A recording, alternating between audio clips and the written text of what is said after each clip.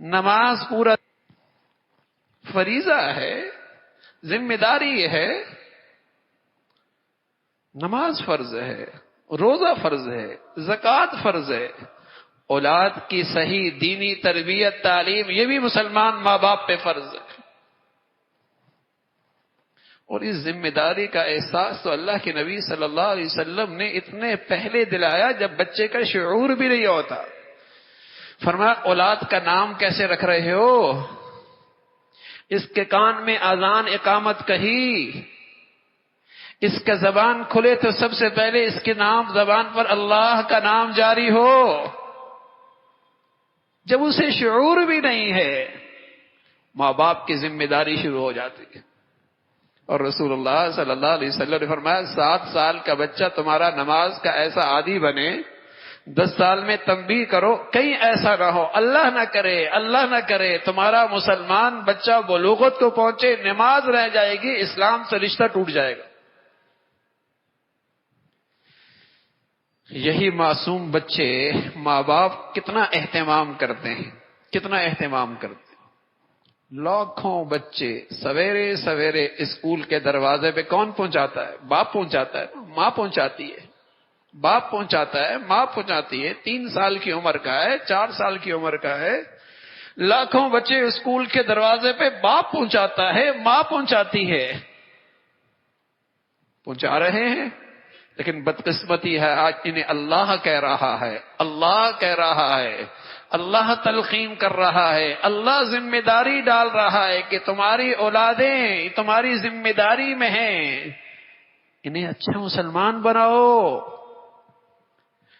وہی بچے لاکھوں کی تعداد میں ماں باپ کے اہتمام سے اسکول کے دروازے پہ ہیں. بتائیے فجر کے وقت کتنے وقت مسلمانوں کے بچے مسجد میں ہوتے ہیں؟ کتنے گھرانوں میں مسلمانوں کے ہاں اس کا اہتمام ہے؟ کہنے میں تو مسلمان ہے، کہنے میں تو ارے میاں نماز پورا دین نہیں ہے، نماز پورا دین نہیں ہے. یہ تو دین کا ایک حکم ہے اور ایمان کے بعد سب سے بڑا حکم ہے. جب میری اولاد میں وہی نہیں ہے تو بقیہ مسلمانی کہاں ہوگی؟ شرم و حیا کہاں ہوگی؟ سچائی اور امانت کہاں ہوگی؟ اسلامی اخلاق اور قدریں کہاں ہوں گی؟ سنت کی عظمت اہمیت کتنا ہوگی؟ بقیہ باتیں تو بعد کی ہیں، اسلام کا یہ بنیادی فریضہ ہی کوئی نہیں. اللہ کی طرف سے پیغام ہے قوا انفسکم واہلیکم نارا. ایمان والو تم ایمان لا چکے ہو، تم آج اور کل کی زندگی پہ ایمان رکھتے ہو، تمہارا جنت جہنم پر ایمان ہے، تم اللہ کی معرفت رکھتے ہو، پھر اس کی عظمت اس کے حکم کو پہچانو نا. ایمان لا چکے ہو، تم نے کہا ہے آمنت باللہ، اللہ پر ایمان لائے ہو. والیوم الآخر، تمہارا ایمان ہے آخرت کی زندگی پر، تم تو ایمان والے ہو. اللہ نے تمہیں اولاد دی ہے تو اس اولاد کے سلسلے کی ذمہ داری ہے ماں باپ پر. یہ فریضہ ہے، فریضہ. عجیب نقشہ ہے گھروں کا، عجیب زندگیاں ہیں. نہیں سوچا جاتا کن درسگاہوں میں بھیج رہے ہیں، نہیں سوچا جاتا میری بچیوں کا اٹھنا بیٹھنا کن لوگوں کے ساتھ ہے، نہیں دیکھا جاتا. ایسی بدقسمتی ہے، باپ یہاں ہیں، ماں یہاں ہے اور بیٹی 7 سمندر دور بیٹھی ہے. بڑی غیرت، بڑی جرت ہے، بڑی جرت ہے، 7 سمندر دور بیٹھی ہے. شرم و حیا تو ایمان کا جوہر ہے، غیرت تو ایمان کا جوہر ہے. یہی نہیں تو ایمان قابل قبول کوئی نہیں. اللہ کے نبی فرمایا لگے 3 آدمی جنت میں نہیں جائیں گے.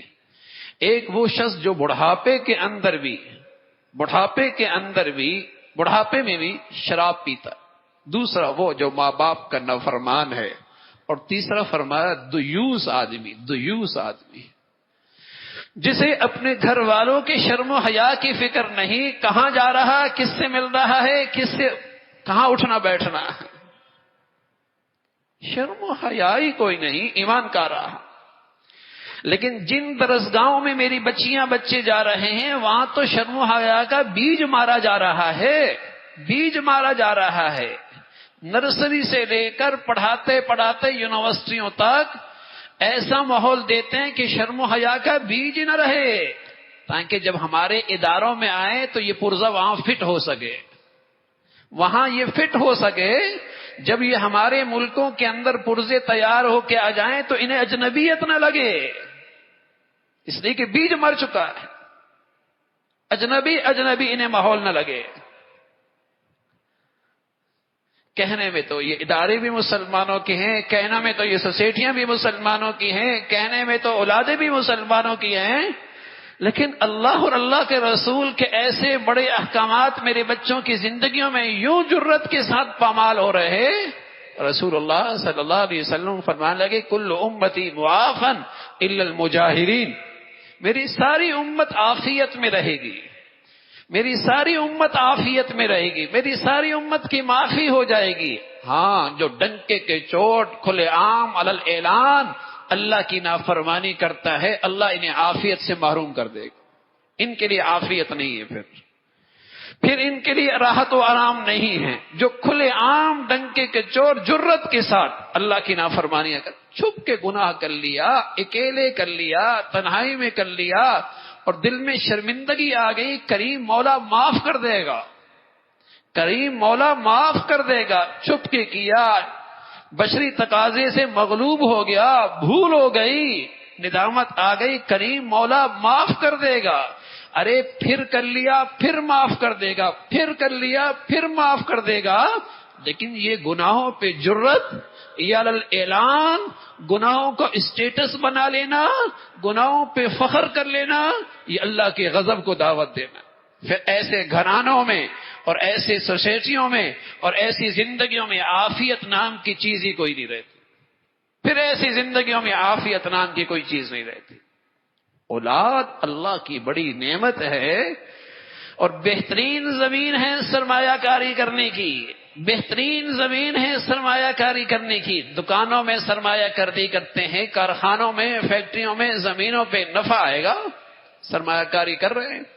ارے اولاد کی شکل میں اللہ نے جو نعمت دی ہے بہترین زمین ہے سرمایہ کاری کی، اسے تعلیم صحیح دیجیے، تربیت صحیح کیجیے، اس میں اسلامی شاعر کی عظمت اہمیت بٹھائیے، یہ وہ سرمایہ کاری ہے، اس کا نفع آپ کو کھربوں سال آئے گا، اس کا نفع کھربوں سال آئے گا۔ مسجد بنا دی صدقہ جاریہ ہو گیا، دینی ادارہ بنا دیا صدقہ جاریہ بن گیا، کوئی اور نیک کام کر بیٹھے صدقہ جاریہ بن گیا۔ اللہ کے نبی نے فرمایا جس نے نیک اولاد دے دی نا اور نیک اولاد چھوڑ دی، جب تک وہ زندہ رہے گی ماں باپ کے لیے صدقہ جاریہ، یہ بڑی سرمایہ کاری ہے۔ تو اللہ نے اولاد کی شکل میں ایک نعمت بھی دی ہے، ذمہ داری بھی دی ہے، ذمہ داری بھی دی ہے۔